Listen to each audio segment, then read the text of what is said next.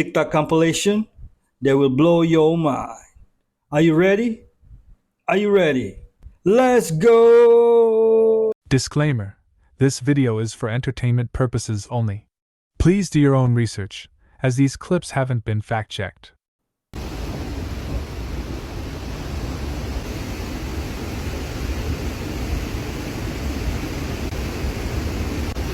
Ooh. Wow.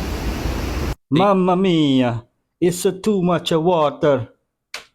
Things younger than Joe Biden and Donald Trump. Bill Clinton, the country of India, diamonds on engagement rings, color TV, the U.S. interstate highway system, the U.S. states of Alaska and Hawaii, birth control pills, Walmart, pineapple on pizza, legal interracial marriage, calling 911, high fives, the High last five. French guillotine execution, CNN, ciabatta bread, and over 95% of the U.S. population. The fact that Bill Clinton was first elected over 30 years ago and he's still younger than those two is insane.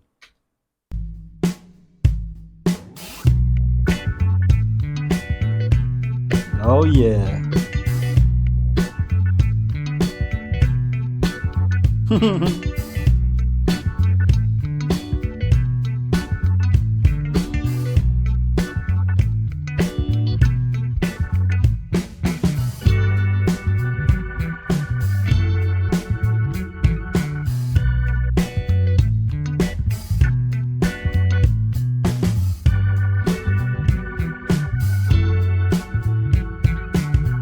One number two. What?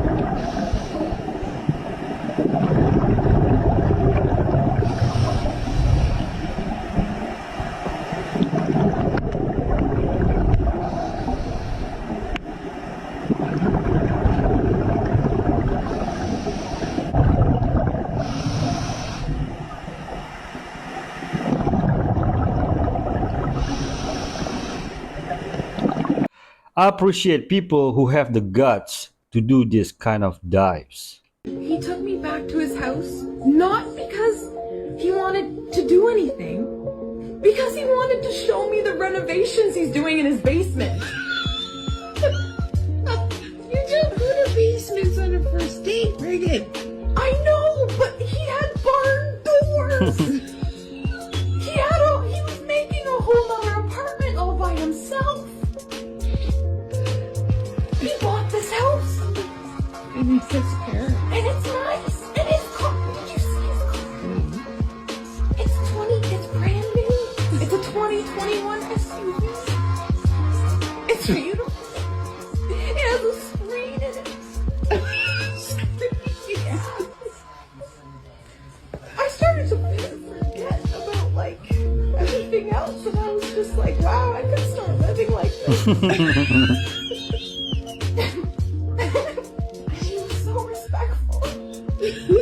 I love it. It was beautiful. So loud. Do you think you're going to go on a second date? He wants to bring me to his hockey game tomorrow. He wants to pick me up and bring me to his hockey game. So I can come watch him. It's so cute. He says he wants to take me. I want a girl to be this excited about me. And don't break his heart, please. Out with everybody. It must be her. Yeah, it's me. I have never met a toxic person who didn't have friends. Every toxic and malicious person I've ever known in my life was never alone. They always had friends or followers. And they also always had family members who would enable their bad behaviors and make excuses for them and even cover up for them. Go listen to that creator. I tagged the video below. But she 100% makes sense. There's this assumption that if you are the one falling out with people, then you must be the problem, right? And now I'm convinced that it's the toxic people who are pushing this message.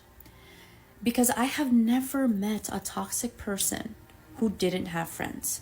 They always have a group of people around them, followers, flying monkeys. It's not always true that if you're falling out with people that you're the problem. Of course, there's always going to be exceptions, but just because you're falling out with people doesn't mean you're the problem.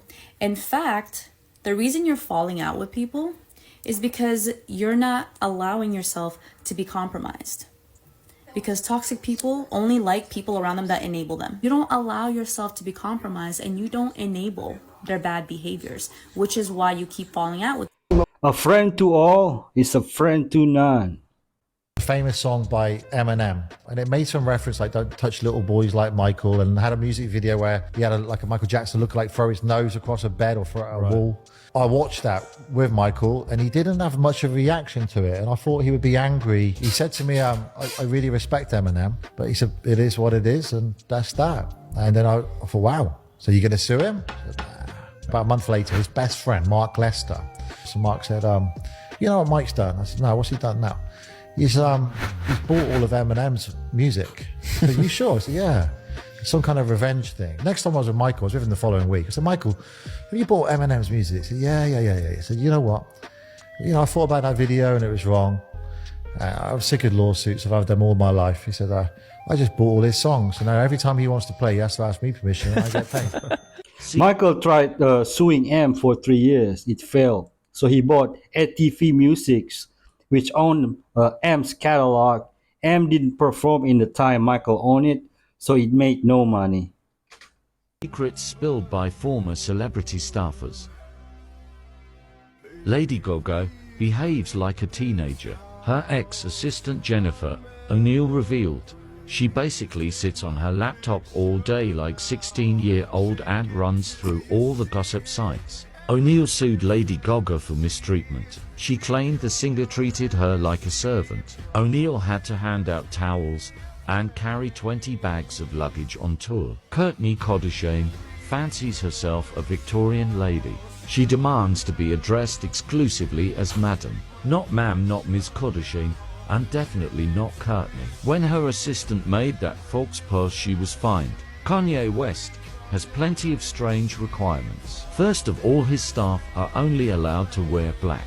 Kanye has all black carpeting in his home. His standard dressing room request is 3 lemons cut into wedges, throat coat tea, a bucket of ice, and white grapes. All of it has to be covered in plastic wrap. Money, but no class, especially in cutthroat Hollywood. Things you didn't know that you didn't know, part 10. Now imagine that I'm brandishing a £50 note, okay? In a perfect world, maybe I could, but you get the gist, all right? Now I use that £50 note to pay for a meal in a restaurant. It's worth £50 to the restaurant owner. The restaurant owner then pays that £50 to maybe the laundry person. It's worth £50. The laundry person maybe gets a haircut and gives that £50 note over to the hairdresser, and it's worth £50. The hairdresser might get their kids dancing lessons and they hand over a £50 note. The dance teacher might possibly call into a local shop, buy a few bits and pieces for tea. It's worth £50. You get the gist, all right? After unlimited number of transactions, that £50 note is still worth £50. Now let's go through that again, only using card payments, okay? Now the bank will charge the retailer a fee for any card transactions, okay? For a credit card that might be anything up to 6%, but for debit cards that's about 0.3% normally, okay? On a purchase of £50, that's only 15p, all right? So it makes no difference. But that's 15p extra that the retailer is paying. Now, going through those same transactions again, the restaurant owner pays 15p of that £50 to the bank, as in a transaction fee. And then the laundry person pays a 15p fee. And the hairdresser pays a 15p fee, and so it goes on. Okay, now if you think about the millions of transactions that are conducted through cards every single day in every single country, that's soon going to add up, right? In fact, after 300 transactions, only £5 of that original £50 is still in the hands of the public, the buyers and sellers. The bank has taken £45 in fees. Now, cash is king, use it or lose it. Cash is like telling the government and the banks that what you choose to spend your money on is absolutely none of their business. And it also keeps the value. Just saying. Have a fabulous day. I agree 100%. But out of laziness, I tap and go. And unfortunately, lots of places do not even take cash nowadays. It's the Achilles heel of the United States, because now the US is so deeply indebted, 35 trillion in national debt.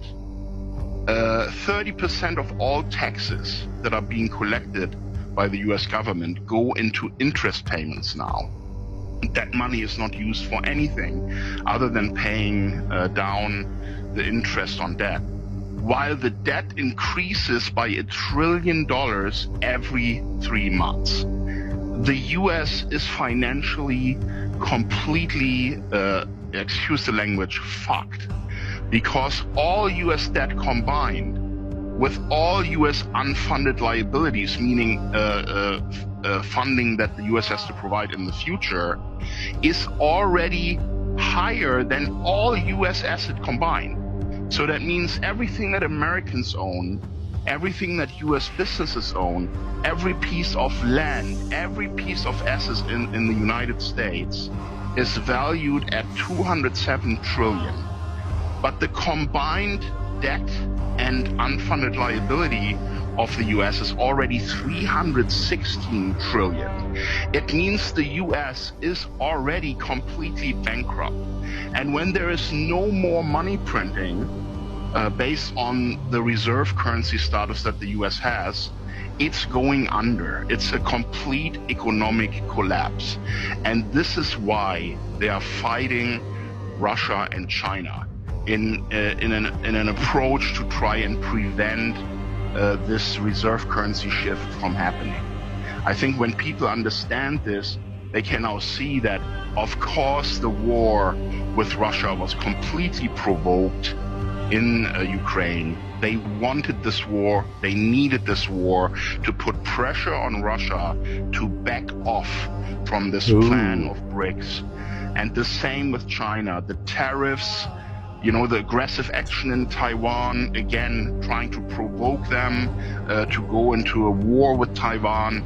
It's all about applying pressure to Russia and China and saying, back off, don't do this with BRICS, don't try and attack our reserve currency status.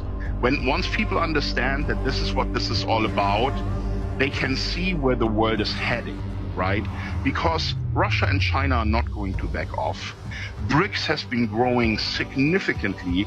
I think they now have over 90 countries that want to sign up to BRICS. They have more than half the world's inevitable. They have more than half the world's population. You're doing a great job breaking this down. Let me just say, what you're saying is on record true. It's not debatable. It's admitted. USA prints money, dollars. If the debt is in dollar currency, it means they can just print it, so they don't have debt. What do you think?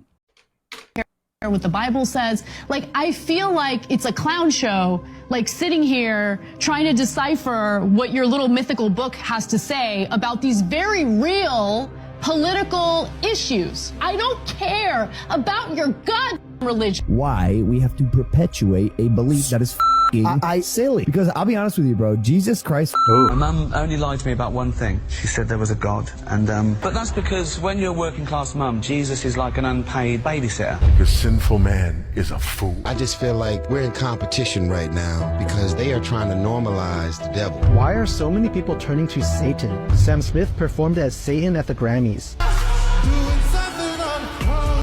The devil is on the main stage at award shows and in every video. Rihanna mockingly dressed as a nun. Because I'm a devil worshiper, what are you talking about? Signs and symbols. Demi Lovato's song Swine blatantly promotes evil. They going above and beyond to promote the devil. Christian Bale thanks Satan. Thank you to Satan for giving me inspiration on how to play this role. Usher seems to thank the devil here. I'm very honored to be able to receive this amazing award from the depths of my soul. And it's pissing me off. What's going on? There is actually the devil. There is actually evil spiritual forces. I swear I wanted to be like the Amy Grant of music. Yeah. But it didn't work out, and so I sold my soul to the devil. I sold my soul. And ever since I sold my soul, I haven't been happy ever since. There are people who have no idea that they have committed the unforgivable. You know the sad part? It is her blasphemy brings many others down with her. God have mercy on her. Are unaware that the United States may enter a new war, and there are 2 NATO member countries standing on the opposing side of the United States. Is this a betrayal of the United States? Let's take a look. Everyone knows that the relationship between Israel and Lebanon has reached an irreconcilable level recently, and even countries such as Canada and the United Kingdom have announced the withdrawal of their citizens from Lebanon. Even the British Embassy has withdrawn from Lebanon, indicating that a major war is imminent. Just a few days ago, the Italian Boeing 767 heavy aerial refueling aircraft arrived at Beirut Airport in Lebanon, and Italy also deployed a special task force in Lebanon, which has been helping Lebanon cultivate special forces for the past 4 years. What Italy is going to do? Who knows? Can you tell me in the comments section? Meanwhile, a few days ago, France also stated that if there is a large-scale conflict between Israel and Lebanon, the French army will work together with the Lebanese government army to defend the border between Lebanon and Israel. You know, Hezbollah doesn't represent all Lebanese population. There are many opinions in Lebanon, and you people cannot cite all Lebanese people with Iranian-backed militia. On dictionary and look up the word adhesion, and what you're going to find is that an adhesion contract is a type of contract where there are terms and conditions that are a part of the contract of which you are not aware. And every time you sign a birth certificate, there's the balance of that contract is somewhere. Whenever you sign for a driver's license, the balance of that contract is somewhere. You don't have it, you've never seen it, but it does exist. And this is why they have the authority to issue you a ticket for all these different things and violations, because there's a contract somewhere that you signed and you have not reserved your rights. So if you don't reserve your rights are considered waived upon signing of the contract, which means that you know, understand, and agree that there's an adhesion going on, and you don't care, or you otherwise are not aware. They don't care. They got you to sign. How do you go back now and correct the fact that you signed all these adhesion contracts everywhere all your life? If one party hides details in a contract that would benefit the other party, then all contracts become null and void. What do you think? Things that used to be cool. In 2008, planking was a huge trend. People would lie on their stomachs like a wooden plank, and do so in strange and interesting places. Looking back, it was very cringe, but everyone found it cool at the time. In 2009, oversharing on Facebook was seen as cool. Posting a new status update every hour was seen as a cool thing to do. But now you simply look like an attention seeker and kind of weird. Some people still do this today on Instagram and Snapchat. In 2010, the raccoon eyes trend took off. Girls would put on lots of eyeliner and mascara to make this raccoon eye look. Of course, nowadays it looks pretty weird, but back then it was seen as cool. In 2011, mustaches were seen as cool. And I don't mean growing one on your face. It was a design people would put on t-shirts, backpacks, and jewelry. But now it seems so 2010s and cringe. In 2012, saying YOLO was a cool thing. YOLO, man. YOLO means you only live once. And in 2012, you couldn't go anywhere without hearing this. But it soon became way too too overused and is now really cringe. In 2015, dabbing became really cool. People would do this in dances or just in the street, but soon it became way too popular and really cringe. Personally, I blame Bill Gates for killing this trend. In 2016, the Snapchat dog filter was super cool. Everyone used it and thought it made them look super cute. But looking back, it's just cringe. In 2016, Pokemon Go was a super cool trend. Everyone would walk around staring at their phones trying to catch Pokemon. But some people got way too addicted to this game. What trends today do you think we'll see as cringe in the future? I think that Smash or Pass will be cringe. Created a camera so fast it slows to a crawl the fastest moving thing in the universe, light. The camera has a resolution of a trillionth of a frame per second. And so we can actually observe light as it goes through this scene. A trillion frames per second? Mm-hmm. At that speed, a flash of light on a still life is transformed into a journey. We'll see light coming in by its reflection off the floor. Oh, wow. As the light wave propagates, it'll hit the surface of the fruit and we'll see that light up. And then only after delay will you see the light hit the wall behind it, and only after another delay will you actually see the shadow behind it. Wait, so the shadow doesn't appear instantaneously? That's right, because the wall is farther away, it takes light longer time to reach it. That's crazy. Soda bottle filled with water, but then a flash. So you see the pulse of light enter in from the left? This pulse is actually a packet of photons, particles of light. And we can see its energy front sweeping across the bottle from left to right. And eventually the pulse will hit the cap and emit a bright flash. Just think how fast it was traveling. About 600 million miles per hour. And how long did that event take in real life? It took a billionth of a second for light to go from one end to the other. Put another way, if you were to film that iconic apple with this camera and made a movie of the bullet entering the picture, going through the apple and out the other side, it would take about a year to watch this entire movie. This would take a year to watch? That's right, yeah. You know, it's possible. It's like having multiple camera take a picture at almost the same time, then stitch them together to make a video. And not paying attention. The US government isn't paying it. The taxpayers are. Look at that! What? This is all water vapor because this car runs on hydrogen. Check this out. It's called the Hyperion. Wow. We could be driving hydrogen cars, but they want us to drive electric.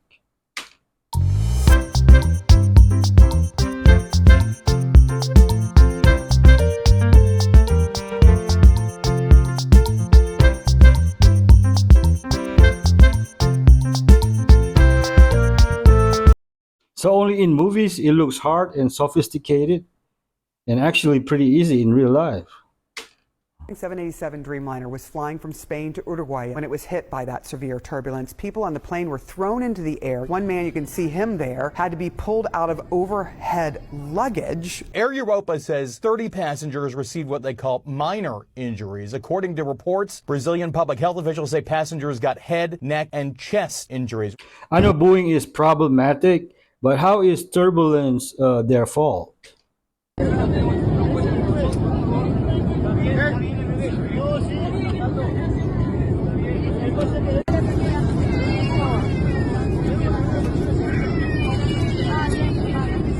Honest question, is this because he might not have been wearing a seatbelt?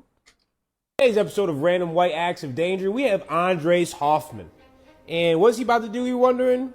Participate in a triathlon. But wait, in Antarctica, in the freezing cold. If you're wondering, that water is 0 degrees. AK, if me or you jumped in, we would suffer from hypothermia and die in about a minute. Look at that, my boy's swimming through ice. Why? Because he said he wanted to be the first person to ever do it, because they said you couldn't do it in Antarctica. Because you probably freeze. As you can see, my boy is freezing, shivering, cold. I was watching this through the screen like, you couldn't pay me enough. Not even be a part of the camera crew. His brother's there with him, and then look at the bikes. And if you're wondering, Miles swimming, 24 miles, or 25 miles, should I say, biking, and then 6 miles running. In Antarctica, I might add. Look at this little crevice. You fall in there, margin for error, you guessed it, death. It's over, cooked. And then look at this. All those rotations, he not going nowhere, son. In the middle of the snow. Tip over. Look at this shit. You know how pissed I would be? All that biking, I'm not going nowhere. I just want you to take a guess. How long do you think it took him to bike 24 miles in Antarctica, in the snow, in ice? Don't worry, I'm going to tell you anyways. 33 and a half hours. Jesus. Oh my goodness. I couldn't do nothing for 33 hours in a row. Other than, I don't even think I could sleep that long. Look at the conditions he has to run in. It's Antarctica. It's freezing. It's wind. There's nothing to block. My boy is freezing cold, son. Andres. Why? Wow, man. White people. You guys, special type of breed, man. He's running in the pitch black. Just to say he's the first person to ever do it. And you know what? He completed it.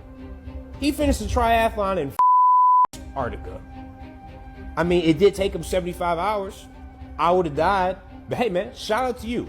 And if you would like to go watch the full thing yourself, there's a whole entire documentary. Yes Theory, you know, they popping. They be doing their thing. I was impressed. It's even more impressive that my guy bike swam and ran 226 kilometers, about 140 miles, and did that in 72 hours. Not just a triathlon, but a full Ironman. He is the real Iceman. Somebody tell me what's going on at Coke. This is the third six-pack that I've gotten that does this. They're not carbonated and they're flat. Like if I wanted Pepsi, I would have bought Pepsi. What is happening? What the hell is this? That looked right. Sauce did not do that. Ooh, this garlic?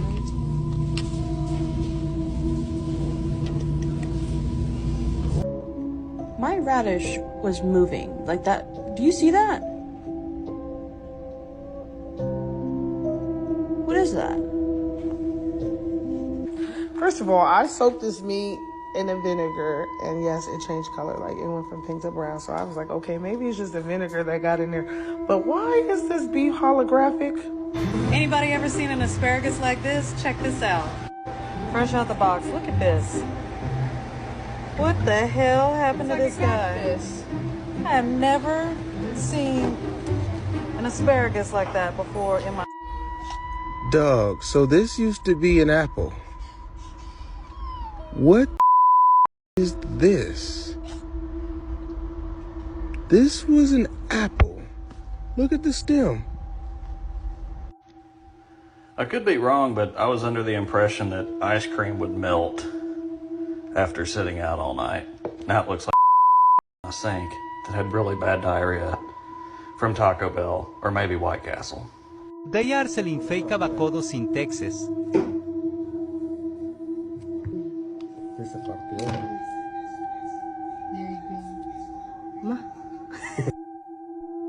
What can I actually eat if I were to travel to the US? Seriously, drop a comment. There is scientific evidence to prove that the people that you surround yourself with determine your outcomes. The Pygmalion effect is the scientific finding that we rise to the level of other people's expectations for us. So if you surround yourself with people who have high expectations of you, who believe in you, you will actually rise to the level of those expectations. Similarly, if you're surrounded by people who have low expectations from you, who are not supporting you, you will fall to the level of those expectations. It's actually found in scientific research that this happens. So what better rationale for surrounding yourself with people who believe in you, who are supporting you, and who have high expectations of you? Because you will actually rise, you will actually improve on the basis of that. So it's not just fluff when we sit here and say, oh, you need to surround yourself with great people because it'll change your life. It's literally a scientific proven fact. I forgot who said this. Show me your friends and I will show you your future. Freedom's an illusion. We are numbered, controlled, and manipulated, our destinies shaped by unseen forces. The ancient gods have not vanished. They have merely donned new masks, perpetuating their dominion over humanity. UFO sightings, ancient texts, and myths are ridiculed and dismissed, the truth buried under layers of deception. Universities and experts, controlled by the same elite, tell us these are mere fantasies. They rewrite history, convincing us to worship their manufactured gods and to ignore the evidence of our enslavement. The freedom we seek is an illusion, our minds trapped in a carefully constructed narrative. Else just kind of sick of it all and want to move off grid and just go get some chickens and ducks and do your own thing and become self-sustainable without the need of anything or anybody else but yourself? Well, that's what I'm doing out here, and I want to build a community homestead. It's been my dream since I was literally 5 years old. I've got a beautiful view. I live on a hill. I live in that RV. That's my bedroom and my septic tank. So anybody that comes out here, I got a bathroom, at least until we get a porta potty or something. But honestly, I'm opening up my land for people that want to come out. Preferably, you're a little bit more like-minded. You've done a little bit of self-healing, and you can get along with everybody. There you go. You're just here to vibe. You're just here to love. And hopefully you've got like a passion that you love that you're bringing with you. Something that you can do while you're here, preferably to make a little bit of money, or join me on social media and help me blow up. That'd be great too. But the idea is building a community homestead. It's a 30-foot enclosed bird cage with some birds in there. I'm going to add some more. My chicken coop that they go into at night, my outdoor kitchen. I got a barbecue, a canopy, 16 by 32 foot deck that I still got to finish. I got some film in the corner to build a greenhouse. And check this out. I scored a crap ton of metal from a lady who answered my post and just wanted this off of her property. So I can literally build an entire house with this. The greatest part about it all is the views. And if you look through the trees, we are 400 feet away from a river. It's a pretty deep river. If shit ever hit the fan and communications went down and we couldn't get our own water or power or something, we'll be just fine. But other than that, I'm pretty resourceful. I know how to get jobs and make money and find building materials. If I had people to help me, that's just even better, right? But I got solar panels. I know how to hook all of that up so we can build your own little power system wherever you decide to camp out on your property or park your RV or build something, whatever. I'm open to anything. I'm just ready to live and coexist with some cool ass people and build a community and show how it's done right here on this channel. If you're interested in something like that, hit me up. Peace out. Great job, buddy. Respect. To the future, if I was 86 years old, this is gonna sound very, very crazy. I'm already like 3,000 years old right now. I just tell people I'm 33 because I don't age. I'm immortal. There's nothing new under the sun. My mother had sex with an angel, was born an immortal, and they didn't even know it. A lot of people watched this clip and thought he was joking, capping, just laughing it off, but everything he said is pure facts. See that in the Nephilims, you read the book of Enoch, it talks about how the giants, the fallen angels, had sex with a woman and conceived forth giants, okay? Those spirits, those Nephilim spirits, are still on earth today. Matter of fact, what he was just speaking through was a Nephilim spirit. Yeah. He could possibly 100% be of the Nephilim fallen angel seed bloodline. It's not a joke, guys. This is a real world we're living in. Not everybody you see is human. I tell people this all the time. They just laugh it off like it's the game. You're getting like well below minimum wage. You might get 200,000, but then you've got like taxes. Half that's going to go. You probably got your lawyer fees, so there's like another % on top of that. You might have, like I don't have a manager, but if you have a manager, you've got another like, 15-20% on top of that out. Say even if you're left with like 100K, but you might not see any money or anything ever, like off your streaming, because they're going to keep like spending. It's going to cost, like, you might be able to get a music video made independently for a few thousand. That same video is probably going to cost like 40 grand with a major, because everybody wants a piece of that. So it's like, even if you start earning money, you're not necessarily going to see anything back, because the amount that they spend keeps getting higher. So you might go like at least 5 years, and then the money that you get, it's not even income, it's another advance. So it's like when you break that down over the amount of hours you do, the amount of years work that you do. These markings are sprayed on the side of residences searched by FEMA responders. The markings meaning is broken down as follows. A single slash. This means that FEMA responders have gone inside and that the building search is in progress. This helps reduce duplication of search efforts and lets other responders and you know where teams are searching. An X with writing in the quadrants. This means that the search has been completed. Left quadrant. Search team's identifier. Usually a short acronym or a military number. Top quadrant. Time and date the search team left the building. Right quadrant. List of any hazards present. And the bottom quadrant is the number of bodies and survivors found, usually noted in that order. 0 for no survivors and no corpses. And the X with the box around it, well, that usually means do not enter because it's dangerous. So if you're out and about after a disaster, now you can easily see what's going on at buildings that have been searched. Seeing a single slash on a building could also let you know that a search party is nearby, whether you're looking to encounter them or not. You can visit friends' homes, and you'll be able to tell where they were searched, what time, by who, and how many survivors or bodies were found. That is a good amount of information for a little bit of graffiti on the wall. That brings us to the second useful ability to know about FEMA markings. Not only can you read the markings now, but if SHTF gets really nasty, you can write a marking. A large X with a box around it on the side of your house tells search parties, the military, and others that know the markings that it's not safe to enter your house. Paired with light and noise discipline, this could be a great deterrent to intruders in an SHTF scenario.